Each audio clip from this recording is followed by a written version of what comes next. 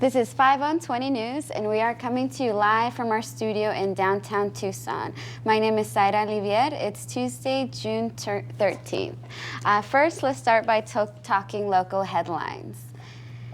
The last two health insurers in Arizona have decided to stay in the state's insurance marketplace this year and will offer plans in 2018. Blue Cross Blue Shield of Arizona and Centene's and Better Plans each filed paperwork with the Arizona Department of Insurance signaling their intent to sell insurance as part of the Affordable Care Act, better known as Obamacare. Arizona has become ground zero for critics of the health care plan who say the system is in a death spiral, causing insurers to flee the marketplace. Republicans often point to Maricopa County, which only has Better left as the only insurer offering plans in the area, as evidence that Obamacare is failing. Iowa and Tennessee are also facing threats by insurance companies who say they want to leave the exchange. Arizona was also expected to see rapid rate increases for health care in 2018, but these forecasts appear to be overblown. Higher rates of registration and more generous subsidies help to stabilize prices, and experts say that consumers will see lower rate increase than in 2016 when the state experienced rate increases of up to 116%. While the criticisms are constantly raised, no working substitution has been presented by majority Republicans so far. But the president promises that any day now we'll see tremendous rate lowering, not death spiraling at all plan that everyone will love because I know it, you know it, and everybody knows it. The state of Arizona is on fire, and not in the uplifting Alicia Keys kind of way. It's literally on fire. 28 wildfires broke out yesterday as thousands of firefighters from across the western U.S. arrived to fight the blazes.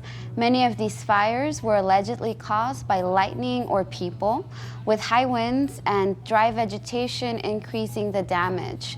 Despite the amount of damage, no one was injured and only one empty house was destroyed. While residents of southern Arizona were allowed to return to their houses late on Monday after fleeing from a separate fire last week in the community of Dragoon, Arizona has seen 858 fires so far this year, which have burned 205 square miles. According to an official statement, Mother Nature said that Monday's fires were revenge for pulling out of the Paris Climate Agreement. 4 Arizona companies made it onto this year's Fortune 500 list, which ranks the country's top companies according to their revenue. The list included Arizona companies Avnet, Freeport-McMoRan, Republic Services, and Insight Enterprises. Governor Doug Ducey congratulated the 4 companies and awarded each of them with big, fat tax breaks at the cost of education to our children. The top 3 spots on the list were taken by Walmart, Berkshire Hathaway, and Apple, who celebrated by cutting their employees' health insurance benefits. Rodney Glassman, a former Tucson councilman, is running as a Republican candidate for the Arizona Corporate Commission in 2018. Glassman ran as a Democrat for Senate in 2010 against Republican John McCain, but lost. He then ran for chairman of the Arizona Democratic Party, but lost to Andre Cherney.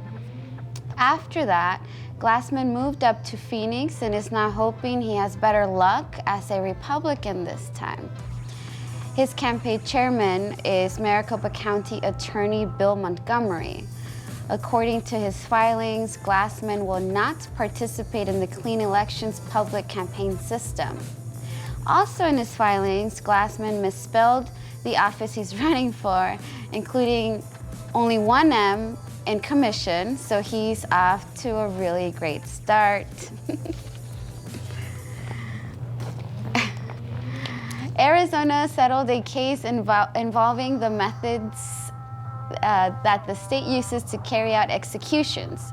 The agreement limits the power of the Department of Corrections Director for changing execution drugs at the last minute and bans the state from using expired drugs, which seems like it should have already been illegal.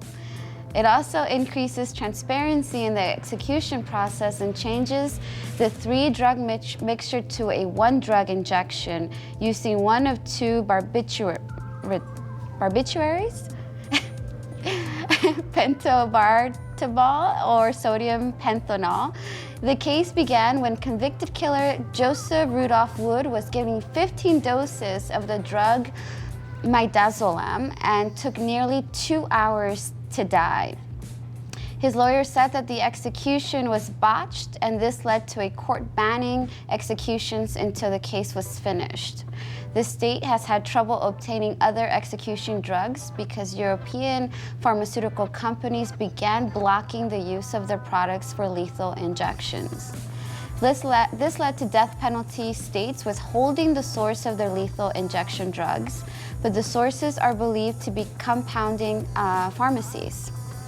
Compounding pharmacies don't face the same approval process as larger pharmaceutical companies. If no compounding pharmacies are available, the Department of Corrections officials plan to hang out in front of Circle K to see what they can find. And now in national and international news, US-backed Syrian forces are accused of using white phosphorus against the Islamic State in civilian-populated areas of Raqqa. White phosphorus is banned by the Geneva Convention in civilian areas, but can be used as a smokescreen in combat or to mark targets for airstrikes. The chemical weapon can cause severe burns in contact with skin, along with organ failure, and can potentially be fatal. Its use was documented by the citizen journalist group Raqqa is Being Slaughtered, who tweeted a series of videos purporting to the white phosphorus attacks. Human Rights Watch is investigating the reports and said in a statement that it appears that white phosphorus was used. However, they were not able to confirm whether civilians were exposed to the munitions. Earlier in June, a video posted by the Islamic State appeared to show white phosphorus deployed by US-backed forces in the Iraqi city of Mosul. Also, last October, Amnesty International says that it received information from a credible witness and photographic evidence of white phosphorus being used in the Iraqi village of Karamesh, 20 miles from Mosul. However, U.S. forces say that while coalition and Iraqi forces have access to white phosphorus, it is not being used against civilians. The party for French President Emmanuel Macron is on track to win landslide victory on Monday. Macron's La République en Marche, or Republic in the Move party, and its allies picked up 445 seats in the National Assembly, ousting the former ruling Socialist Party, who lost 200 seats. The election now goes to a runoff vote held next Sunday, which will determine if the one-year-old political party will take control. Traditional French parties are urging voters to support the rivals of Macron to prevent him from a monopoly on party in the country. La République en Marche contains mostly political newcomers who have little or no political experience. Altogether, Macron's party and its allies, Modem, who won a little over 32% of the votes, while the center-right Republicans got 21.5% of votes, and the far-right National Front winning 13% of the vote. The Socialists, dogged by the plummeting approval ratings of former President François Hollande, won only 9.5% of the vote.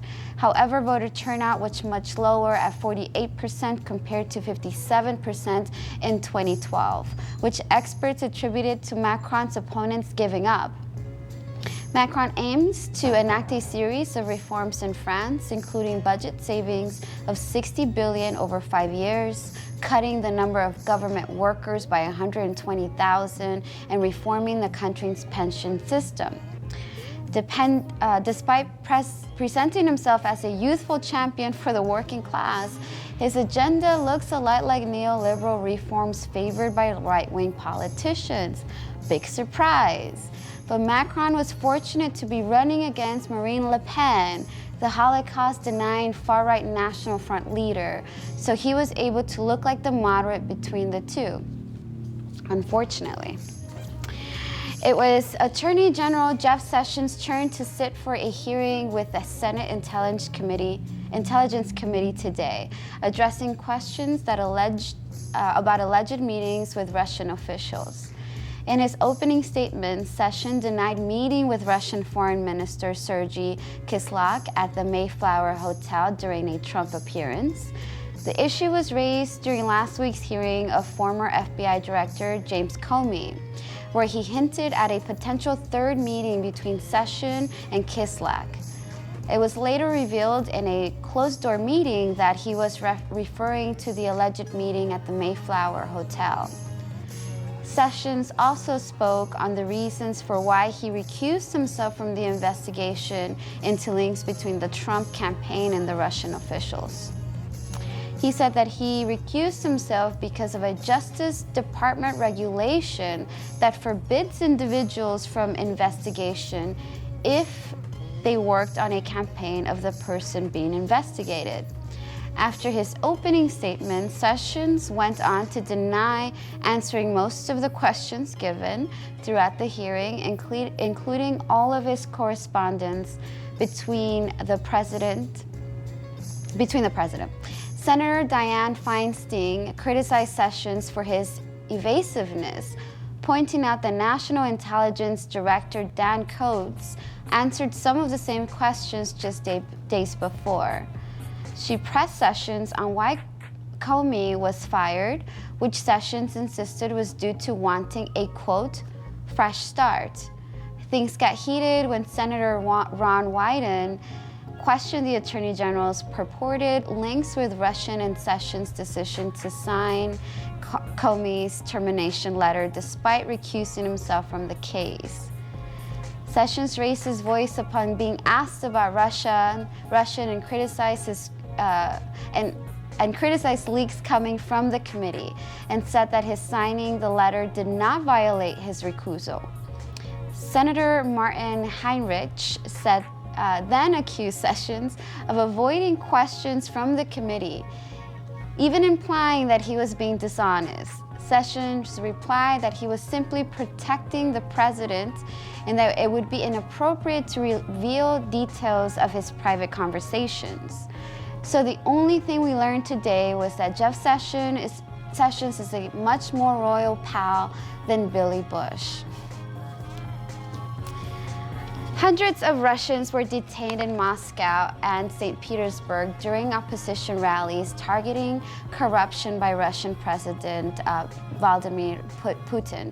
According to the BBC, riot police in central Moscow plucked demonstrators from the crowd at random and imprisoned them. Days ahead of the protests, opposition leader Alexei Navalny was detained, then sentenced to 30 days in prison for organizing an unauthorized rally.